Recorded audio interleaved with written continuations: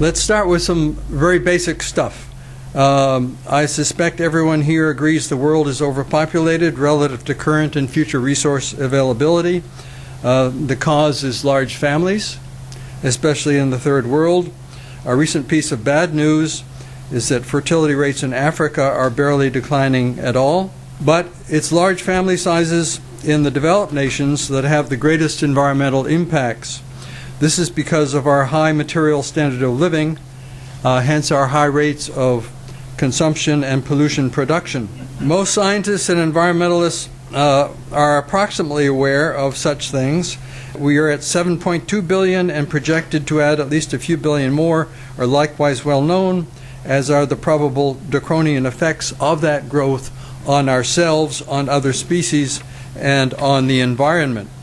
If every college student, every voter, every congressman saw and fully understood these three charts and the synergistic effects of population size and per capita consumption, our U.S. population stabilization movement would make much more rapid progress. But why don't these groups already understand this stuff? It's pretty simple, and in large part it's because of censorship and political correctness in environmental organizations, in the scientific community, and in our universities. Because of its very public battles in the 1990s, in the Sierra Club, its bad behavior on these issues is well known. It dropped its long-standing policy of advocating U.S. population stabilization. It went from being primarily an American environmental organization to being a globalist social justice organization as far as population issues are concerned. The misbehavior of the scientific community on U.S. population issues is much more insidious and influential and has mostly flown below the radar, even that of the scientists themselves. Another former ESA president spilled the beans to me in an email.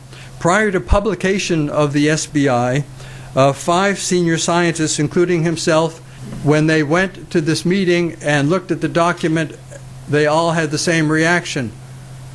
Where's the population factor? And they were told quite bluntly that population is a controversial topic and they did not want to mention it because it might hurt their funding. So everybody has a price, but at least the Sierra Club got 100 million. We're focused mainly on trying to get more of the top environmental scientists in the country signed up. And once we've done that, I think we may be over a hump and we will get more and more people. And our objective, of course, is to make our agenda a mainline agenda and to give notice to the scientific and environmental communities in particular that it is an agenda of the highest integrity and value to society.